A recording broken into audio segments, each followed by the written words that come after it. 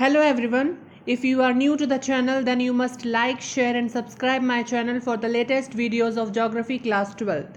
So this is the second part of this chapter which covers railways, pipeline transport and means of water transport, that is inland waterways and oceanic routes topics. For the previous and next parts, I had provided the separate link for them in the description box. So railways की हमारी definition होगी the transportation carried out through trains और rails is called railways. Indian railways network is one of the longest in the world.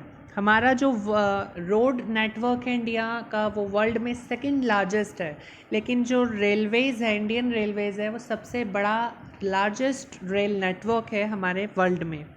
It facilitates the movement of both freight and passengers and contribute to the growth of economy. जिस तरीके से road transport के through हम passengers को भी transport कर सकते हैं, गुड्स को भी ट्रांसपोर्ट कर सकते हैं, उसी तरीके से रेलवेज से भी फ्राइट का यानी कि गुड्स का भी ट्रांसपोर्टेशन होता है और पैसेंजर्स का भी ट्रांसपोर्टेशन कैरिड आउट होता है. Mahatma Gandhi said Indian Railways brought people of diverse cultures together to contribute to India's freedom struggle. और इंडिया के फ्रीडम स्ट्रगल के टाइम पर बिकॉज रोड ट्रांसपोर्ट तो इतना डेवलप नहीं था, रेलवेज़ ही उस वक्त ब्रिटिशर्स ने न्यू शुरू किया था और बहुत ही easy and best way of transportation था लॉन्ग डिस्टेंस के लिए. तो महात्मा गांधी ने एक बार कहा था कि जितने भी डाइवर्स कल्चर्स को महात्मा गांधी ने एक साथ करा था ब्रिटिशर्स के अगेंस्ट, उसमें रेलवेज़ ने बहुत ज़्यादा उनकी मदद करी थी. Indian Railways was introduced in 1853 when first train was run from Bombay to Thane covering 34 kilometre distance. ये मोस्ट इम्पॉर्टेंट स्टेटमेंट है रेलवे टॉपिक में कि 1850 में इंडियन रेलवेज़ को इंट्रोड्यूस किया गया था, लेकिन जो फर्स्ट ट्रेन है इंडिया में वो 1853 में चलाई गई थी, जो बॉम्बे से थाने के बीच चलाई गई थी और उसने 34 किलोमीटर का डिस्टेंस कवर किया था. It is the largest government undertaking in India. India के पब्लिक सेक्टर अंडरटेकिंग्स की बात करें तो सबसे बड़ा पीएसयू जो गवर्नमेंट का है इंडिया में, that is Indian Railways. The length of Indian railway network was, India में जो पूरा रेल नेटवर्क है वो 66,030 किलोमीटर्स का है, यानी कि इतनी रेल नेटवर्क हमारे इंडिया में फैले हुए हैं. For the maintenance of railway system Indian railways has been divided into 16 zones. और क्योंकि एक बहुत बड़ा देश है इंडिया, तो इंडियन रेलवेज़ के मेंटेनेंस के लिए और उसके डेवलपमेंट के लिए इंडियन रेलवेज़ को 16 जोन्स में क्लासीफाई या डिवाइड किया गया. ये इम्पॉर्टेंट है, 16 जोन्स में डिवाइड किया गया है. सो ये वो 16 जोन्स हैं इंडियन रेलवेज़ के और उनका जो हेडक्वार्टर है वो भी यहाँ पर हमें टेबल में बताया गया है. ये हमें लर्न करनी पड़ेगी टेबल यहाँ तक पूरी, बिकॉज इस पर भी क्वेश्चन पूछा जा सकता है कि कौन से रेलवे जोन का क्या हेडक्वार्टर नेम क्या है. फॉर एग्जांपल सेंट्रल जो हमारा रेलवे जोन है उसका जो हेडक्वार्टर है that is Mumbai CST, eastern का कोलकाता. इस तरीके से 16 जोन्स ये इंडियन रेलवेज़ के इंडिया में है जिनको बनाया गया है सो दैट रेलवे सिस्टम को डेवलप किया जा सके. Indian Railways has launched a program to convert meter and narrow gauge to broad gauge. ये तीन टर्म्स रेलवेज़ के लिए इंडिया में यूज़ की जाती हैं, metre gauge, narrow gauge and broad gauge. So let's have a look. So on the basis of width of track of Indian Railways, 3 categories have been made. So जो हमारे railway track की width होती है, ये दो हमारे ये एक पर्टिकुलर रेलवे ट्रैक है जिसके ऊपर से ट्रेन होकर गुजरती है. सो इन एक पर्टिकुलर जो ये है इसे हम रेल्स बोलते हैं, RAILS रेल्स. और ये दो रेल एक रेलवे ट्रैक में होते हैं और इनकी जो चौड़ाई है यानी कि विड्थ, इसके बेसिस पर इंडियन रेलवेज़ को 3 कैटेगरीज में डिवाइड किया गया है. सबसे पहला ब्रॉड गॉज. वो ब्रॉड गॉज जब दो रेल्स के बीच की जो डिस्टेंस है वो 1.67 यानी कि 1 मीटर से जब ज़्यादा की डिस्टेंस हो जाती है उसे हम बोलते हैं ब्रॉड गॉज. जब 1 मीटर की डिस्टेंस होती है दैट इज़ मीटर गॉज, और जब 1 मीटर से कम डिस्टेंस होती है that is narrow gauge. As you can see in this image, ये हमारे दो रेलवे ट्रैक्स हैं. सो इन दो रेलवे ट्रैक्स की बीच की डिस्टेंस गॉज नहीं होती है. एक पर्टिकुलर रेल ट्रैक के दो रेल्स के बीच की जो डिस्टेंस होगी दैट इज़ गॉज, और ये ब्रॉड, नैरो एंड मीटर होता है. जब इन दो रेल्स के बीच की डिस्टेंस 1 मीटर होती है दैट इज़ मीटर गॉज, जो कि सबसे ज़्यादा स्टैंडर्ड गॉज हम कह सकते हैं इसको, जिस पर इंडियन रेलवेज़ चलती है. उसके बाद इफ़ 0.7 या फिर 6 मीटर की इसकी डिस्टेंस है दो रेल्स के बीच में, तो उसे नैरो गॉज बोलते हैं, जिस पर बहुत मुश्किल हो जाता है इंडियन रेलवेज़ के लिए वर्क करना. और 1 मीटर से ज़्यादा है दैट इज़ ब्रॉड गॉज. और इतनी चौड़ी ट्रेन्स को हम बना नहीं सकते हैं, या नीड नहीं है इतनी ज़्यादा विड्थ में ट्रेन को कंस्ट्रक्ट करने की. सो मीटर गॉज एक स्टैंडर्ड गॉज होती है जिस पर इंडियन रेलवेज़ ज़्यादा अच्छे से चल पाती है. और इसलिए मीटर गॉज में जो ब्रॉड गॉज है उसको कंस्ट्रक्ट या यू कैन से बदला जा रहा है, यानी कि ट्रैक की चौड़ाई को पहले से कम किया जा रहा है, उसको 1 मीटर किया जा रहा है. Moreover, steam engine have been replaced by diesel and electric engines. As we know, जब इंडिया में रेलवे शुरू हुई थी तो कोयले से ट्रेन्स चलती थी या फिर भाप से, स्टीम इंजन से चलती थी. लेकिन आज पेट्रोल और डीजल से चलने वाले इंजन्स इंडियन रेलवेज को चलाते हैं. और अब इन फ्यूचर इलेक्ट्रिक इंजन्स भी अभी भी आ चुके हैं. इंडियन रेलवेज इलेक्ट्रिसिटी से भी अब चलने लगी है. To increase speed and haulage capacity, यानी कि उसकी स्पीड बढ़ाने के लिए और उसमें ज़्यादा से ज़्यादा गुड्स को या पैसेंजर्स को एक साथ ट्रांसपोर्ट किया जा सके, इसलिए स्टीम इंजन को पेट्रोल एंड डीजल के इलेक्ट्रिक इंजन्स में रिप्लेस किया जा रहा है. It improves environment as well, और इससे हमारा पर्यावरण भी स्वच्छ होगा, बिकॉज कोयले से या फिर स्टीम से जो ट्रेन्स चलती थी उससे बहुत ज़्यादा पॉल्यूशन होता था. Metro rail has revolutionise the urban transport system in Kolkata and Delhi. आपने कोलकाता और दिल्ली में देखा है, और अब तो मोस्टली अदर सिटीज़ में भी जो मेट्रो ट्रेन्स हैं उनको चलाया जा रहा है, जिसने जो इंडियन रेलवे सिस्टम है उसको रिवोल्यूशनाइज कर दिया है. और जो ट्रांसपोर्टेशन सिस्टम है अर्बन एरियाज़ का उसको भी बहुत ज़्यादा डेवलप कर दिया है. From British period, railway network was only confined to the areas having resources. As we know, जब ब्रिटिशर्स ने इंडियन रेलवेज़ को इंट्रोड्यूस किया था इंडिया में, तो सिर्फ अपने ही फ़ायदे के लिए किया था, इंडिया के लोगों के बेनिफिट के लिए नहीं किया था. तो उन्होंने सिर्फ उन्हीं सिटीज़ एरियाज़ में रेलवेज़ को कंस्ट्रक्ट किया जहाँ पर रिसोर्सेज थी, जिससे कि वो उन रिसोर्सेज को अपने लिए यूज़ कर सकें. लेकिन इंडिपेंडेंस के बाद हमने अदर एरियाज़ में भी जो इंडियन रेलवेज है उसको बढ़ाया. For example, development of Konkan railway which provides direct link between Mumbai and Mangalore on west coast. If हम इंडिया के वेस्टर्न घाट वेस्ट कोस्ट पर देखें तो कोंकण एरिया जो है वहाँ पर रेलवेज़ को कंस्ट्रक्ट करना बहुत ही ज़्यादा मुश्किल था, बिल्कुल इम्पॉसिबल वर्क था, बिकॉज़ वो पूरा प्लेट्यू रीजन है, पहाड़ ही पहाड़ हैं वहाँ पर. लेकिन इंडियन इंजीनियर्स ने एक करिश्मा कर दिखाया और कोंकण एरिया में रेलवे नेटवर्क पहाड़ों को काट कर टनल्स बना करके कंस्ट्रक्ट किया, जिसकी वजह से मुंबई को और कर्नाटक के मैंगलोर को आपस में सीधा कनेक्ट किया जा सका. और इससे इस पूरे कोंकण रेलवे एरिया में डेवलपमेंट हुआ, इकोनॉमिक डेवलपमेंट हुआ, जिसे साहिद्री रीजन भी बोला जाता है. और इस रीजन में पहले कुछ भी नहीं था, लेकिन आज सबसे ज़्यादा इम्पॉर्टेंट एरिया जो हम कहेंगे इंडियन रेलवेज़ का, जो सबसे ज़्यादा कंट्रीब्यूशन देता है, वो यही रीजन बन चुका है. So railways is the main means of transport for the masses. If हमें ज़्यादा अमाउंट में ट्रांसपोर्टेशन करवाना है या यू कैन से करना है, तो उसके लिए सबसे मेन मीन्स बेस्ट इंडिया के अंदर है, दैट इज़ रेलवेज या rail transport. Now the third type of land transportation, that is oil and gas pipelines, or simply we can say pipeline transport. So the definition of pipeline transport is the transportation of liquid and gaseous products through well constructed pipelines made of metals or plastic over long distances is called pipeline transport. So metals या फिर plastic से बनी हुई जो pipelines हैं उनके through जो हमारे लिक्विड गैसियस प्रोडक्ट्स का जो ट्रांसपोर्टेशन किया जाता है उसे हम पाइपलाइन ट्रांसपोर्ट कहते हैं, और ये recently developed mode of transportation है। It is the most convenient and efficient mode of transport. ये सबसे बेहतर और बहुत ही सुटेबल जो सभी को हो ऐसा ये ट्रांसपोर्टेशन का मोड है। लेकिन इस ट्रांसपोर्टेशन के थ्रू पैसेंजर्स का ट्रांसपोर्टेशन नहीं किया जा सकता, ये इसका एक डिसएडवांटेज भी हो जाता है।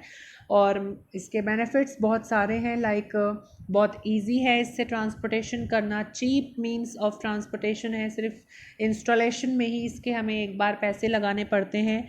So even solids can also be transported after converting them into slurry. If हम उन्हें दरदरा यानी कि आधा सॉलिड और आधा लिक्विड वाली जो सिचुएशन होती है, कंडीशन दैट इज स्लरी, उसमें इफ़ हम सॉलिड प्रोडक्ट को कन्वर्ट करें तो उसको भी हम पाइपलाइन के थ्रू ट्रांसपोर्ट कर सकते हैं। सो ऑयल इंडिया लिमिटेड ये वो ऑर्गेनाइजेशन है जो under the ministry of petroleum and natural gas is engaged in exploration, production and transportation of crude oil and natural gas। तो इस मंत्रालय के अंतर्गत नेचुरल गैस और क्रूड ऑयल कच्चे तेल के जो इलाके हैं उनको ये सर्च करता है ऑयल इंडिया लिमिटेड। उसके बाद वहाँ से पाइपलाइंस का कंस्ट्रक्शन शुरू होता है सो दैट डिफरेंट रीजन्स में ऑयल को एंड गैस प्रोडक्ट्स को ट्रांसपोर्ट किया जा सके। It was incorporated in 1959 as a company. So oil जो ये ऑयल इंडिया लिमिटेड है इसको 1959 में बनाया गया था एक कंपनी के तौर पर, जो कि आज एक बहुत बड़ा ऑर्गेनाइजेशन इंडिया में बन चुका है। Asia's first cross-country pipeline covering a distance of 1,157 km was constructed by oil from Nahar Katia oil field in Assam to Baroni refinery in Bihar। तो ये क्रॉस कंट्री मीन्स इसमें बीच में बांग्लादेश जो है उस कंट्री के थ्रू होती हुई ये पाइपलाइन दोबारा इंडिया में एंटर करती है। आसाम के नाहर काटिया ऑयल फील्ड से ये बिछाई गई, जो बांग्लादेश से होती हुई बिहार के बरौनी में आती है। सो ये क्रॉस कंट्री और एशिया की सबसे लार्जेस्ट पाइपलाइन है ये, जो इंडिया में कंस्ट्रक्ट की गई है बाय ऑयल यानी कि Oil India Limited. It was further extended up to Kanpur in 1966 और 1966 में इसको बरौनी बिहार से उत्तर प्रदेश के कानपुर तक और ज़्यादा बढ़ा दिया गया था। Another network of pipelines has been constructed in west, that is Ankleshwar Koyali, Mumbai High Koyali and Hazira Vijaypur Jagdishpur। तो और भी बहुत सारे पाइपलाइन नेटवर्क्स इंडिया में कंस्ट्रक्ट किए जा चुके हैं। जैसे वेस्ट इंडिया की बात करें तो गुजरात और महाराष्ट्र के बीच अंकलेश्वर और कोयली ऑयल फील्ड्स को कनेक्ट करते हुए ये पाइपलाइन बनाई गई मुंबई हाई ऑयल फील्ड से कोयली फील्ड तक। और उसके बाद जो इंडिया की सबसे बड़ी पाइपलाइन है that is Hazira Vijaypur Jagdishpur HVJ pipeline जिसे हम कहते हैं, ये इंडिया की सबसे बड़ी पाइपलाइन है। सो HVJ पाइपलाइन हमारे गुजरात के हजीरा से शुरू होती हुई जो हमारे मध्य प्रदेश के अंदर विजय नगर है, विजयपुर है, वहाँ से होती हुई देन उत्तर प्रदेश के अमेठी ज़िले में जो हमारा जगदीशपुर पड़ता है वहाँ तक ये पाइपलाइन बनाई गई है। इसके बाद ये आगे दिल्ली और आगे पंजाब तक भी स्प्रेडेड है। तो HVJ पाइपलाइन ये इंडिया की सबसे लॉन्गेस्ट पाइपलाइन है। Recently, 1,256 kilometer long pipeline has been constructed connecting Salaya, Gujarat with Jalandhar, Punjab via Mathura, UP। तो ये भी एक नई पाइपलाइन है जो गुजरात के सलाया से पंजाब के जालंधर तक बिछाई गई है और ये उत्तर प्रदेश के मथुरा से होती हुई जाती है। Oil is in the process of constructing of 660 kilometer long pipeline from Numaligarh to Siliguri. ये हमारे पश्चिम बंगाल में है। आसाम से पश्चिम बंगाल के सिलीगुड़ी तक 660 किलोमीटर तक का जो ये डिस्टेंस कवर करेगी पाइपलाइन, इसको कंस्ट्रक्ट अभी ऑयल इंडिया लिमिटेड कर रही है। तो ये हमारा थर्ड मीन्स ऑफ ट्रांसपोर्टेशन है of land transport, that is pipeline transportation. Now here begins the second means of transportation, that is water transport। Water transport जो कि हमारे वाटर के थ्रू ट्रांसपोर्टेशन किया जाता है, चाहे वो इनलैंड हो या ओशनिक रूट्स के थ्रू हो। सो let's have a look water transport. So the transportation carried out on water is called water transport or waterways. It is an important mode of transport for both passenger and cargo traffic in India. Roadways and railways के लिए हम use करते हैं freight traffic, लेकिन water transport and Airways के लिए हम cargo word use करते हैं, विच मीन्स सिंपल ही है कि जो गुड्स का ट्रांसपोर्टेशन किया जाता है. सो वाटर ट्रांसपोर्ट भी एक बहुत इम्पॉर्टेंट मीन्स ऑफ ट्रांसपोर्टेशन है पैसेंजर्स एंड कार्गो दोनों ही ट्रांसपोर्टेशन के लिए. और सबसे इम्पॉर्टेंट बात, ये सबसे चीपेस्ट मीन्स ऑफ ट्रांसपोर्टेशन है और सबसे सुटेबल ट्रांसपोर्टेशन का मीन्स है जिससे हम हैवी अमाउंट का जो या हैवी मटेरियल्स होते हैं उनका ट्रांसपोर्टेशन कर सकते हैं. बिकॉज एयरवेज के थ्रू हम एक लिमिटेड अमाउंट में ही ट्रांसपोर्टेशन कर सकते हैं, ज़्यादा हैवी मटेरियल उसमें नहीं जा सकता. लेकिन शिप्स के थ्रू हैवी से हैवी मटेरियल्स को हम बहुत सस्ते में चीपेस्ट वे में ट्रांसपोर्ट कर सकते हैं. इसलिए वाटरवेज को सबसे cheapest and easiest suitable way of transporting बल्कि मटेरियल्स कहा जाता है. जबकि एयर ट्रांसपोर्ट की बात करें तो वो फास्टेस्ट मीन्स ऑफ ट्रांसपोर्टेशन है. रोडवेज की बात करें तो वो शॉर्ट डिस्टेंस के लिए सबसे बेस्ट ट्रांसपोर्टेशन है. और रेलवेज की बात करें तो वो लॉन्ग डिस्टेंस के लिए सबसे बेस्ट ट्रांसपोर्टेशन का नेटवर्क होता है. वाटर ट्रांसपोर्ट की एक और एडवांटेज ये है कि ये फ्यूल एफिशिएंट होता है. हमें शिप्स को चलाने के लिए फ्यूल की नीड नहीं होती है. जो समुद्र में लहरें उठती हैं, ओशनिक करंट्स होते हैं, उन्हीं के थ्रू शिप्स चलती हैं. और ये eco friendly mode of transportation है, कोई पॉल्यूशन क्रिएट नहीं करता है. सो इफ़ जब भी बेनिफिट्स या यू कैन से फ़ायदे पूछे जाएं, एडवांटेजेस पूछे जाएं वाटर ट्रांसपोर्ट के, तो ये सारे पॉइंट्स इसके एडवांटेजेस होंगे. और ऐसे ही जो अदर मीन्स ऑफ ट्रांसपोर्टेशन है उनके भी यही एडवांटेजेस होंगे, जो उनकी प्लस पॉइंट्स और नेगेटिव पॉइंट्स उनकी डिसएडवांटेजेस हो जाएंगी. As we know water transportation दो तरह का होता है, एक होता है inland and second one is oceanic waterways. तो सबसे पहले हम करेंगे oceanic waterways. So as we know oceanic routes जो एक कंट्री से अनदर कंट्री में ट्रांसपोर्टेशन होता है वाटर के थ्रू ऑन दी ओशियंस, उसे हम ओशनिक रूट्स से होने वाला वाटर ट्रांसपोर्ट कहते हैं. इंडिया की कोस्ट लाइन हमें पता है, जो तटीय रेखा है इंडिया की, वो 7,517 किलोमीटर की है, having 12 major and 185 minor ports providing infrastructural support to these roots.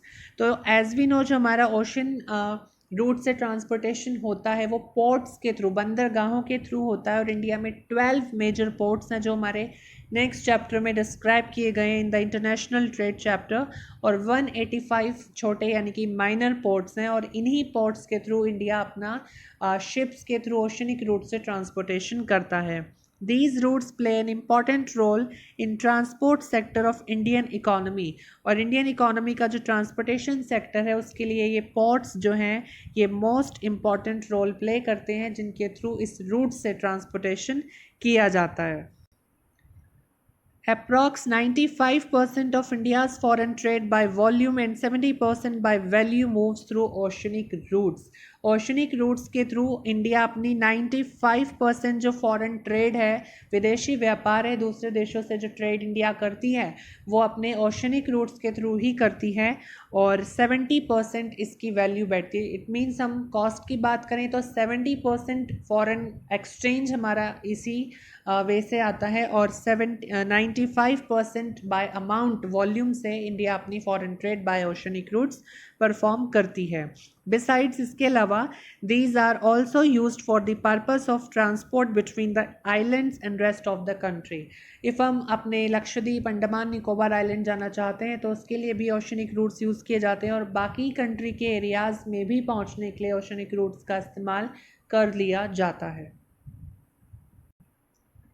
Now the second type of water transport is inland transportation. जो कंट्री के अंदर रिवर्स होती हैं उन रिवर्स के थ्रू जो ट्रांसपोर्टेशन किया जाता है, जो इंडिया में अभी इतना डेवलप तो नहीं है, उसको डेवलप किया जा रहा है. जैसे अभी यूपी गवर्नमेंट ने गंगा रिवर पर शिप्स जो बोट्स हैं वो चलानी शुरू करी हैं, सो इसी को हम इनलैंड वाटरवेज कहते हैं। It was the chief mode of transport before the advent of railways. लेकिन ऐसा नहीं है कि इंडिया में ये पहले से इस्तेमाल नहीं किया जाता है।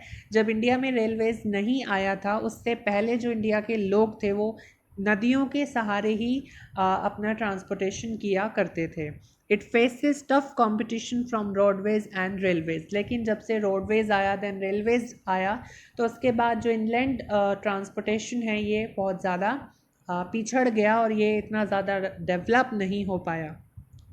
Division of river water for irrigation purpose made them non navigable. और क्योंकि रिवर्स के वाटर को ज़्यादा से ज़्यादा इरिगेशन के लिए यूज़ किया जाने लगा तो उस पर नेविगेशन करना या बोट्स चलाकर पूरा निरीक्षण करना क्या वो सुटेबल है ट्रांसपोर्टेशन के लिए या नहीं, ये मुश्किल हो गया। India has 14,500 kilometre of navigable waterways. ये इंपॉर्टेंट लाइन है, आपको याद करनी ही पड़ेगी। 14,500 किलोमीटर ऐसा एरिया है इंडिया के पास, मतलब रिवर्स के ऊपर जो कि नेविगेबल है, जिस पर बोट्स को चलाया जा सकता है। बट फ़िलहाल अभी सिर्फ 5,685 किलोमीटर एरिया को ही मेजर रिवर्स के यूज़ किया जा रहा है और ये 1% इंडिया के ट्रांसपोर्टेशन को भी कंट्रीब्यूशन देता है।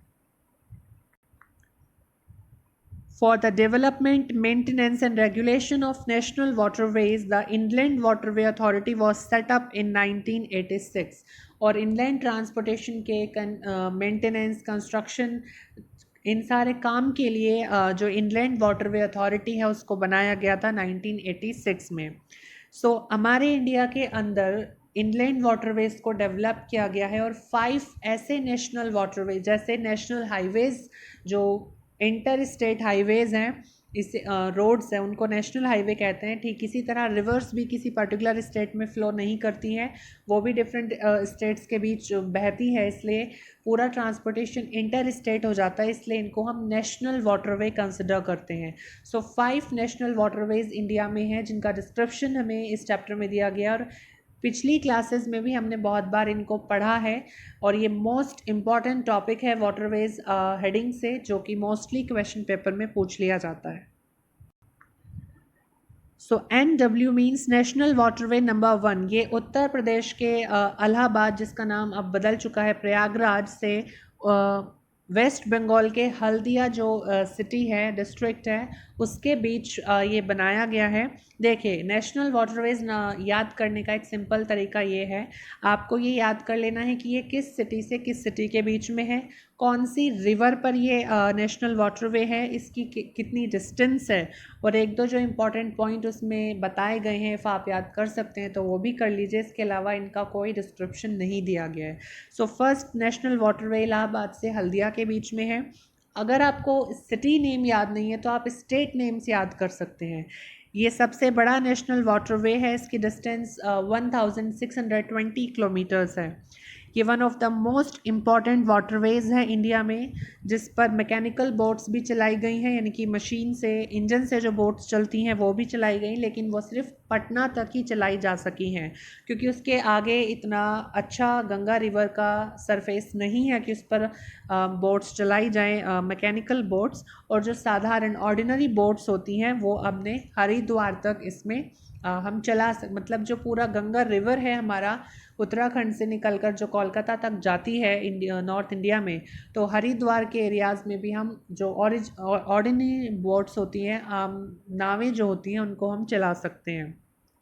इस नेशनल वाटरवे के 3 पार्ट्स हैं, अभी मैप में हम देखेंगे। फर्स्ट हल्दिया से फरक्का तक जो कि 560 किलोमीटर का है, देन फरक्का से पटना तक जो कि 460 किलोमीटर्स है, और थर्ड पटना से इलाहाबाद जो कि 600 किलोमीटर है। और इस तरह से ये 1620 किलोमीटर का पूरा नेशनल वाटरवे है और इलाहाबाद से हल्दिया के बीच में। और मोस्ट इम्पॉर्टेंट पॉइंट, ये कौन सी रिवर पर है, दैट इज़ ये गंगा रिवर पर हमारा नेशनल वाटरवे नंबर 1 है।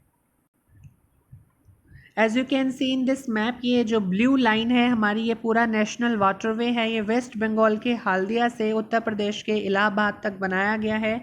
फर्स्ट स्ट्रेच इसका हल्दिया से फराक्का तक है, जो कि हमारा झारखंड और वेस्ट बंगाल के बॉर्डर पर पड़ता है। देन फराक्का से सेकंड हमारा पटना तक है और थर्ड ये पटना से इलाहाबाद है। ये नेशनल वाटरवे नंबर 1 है और ये गंगा रिवर पर हमारा बनाया गया है।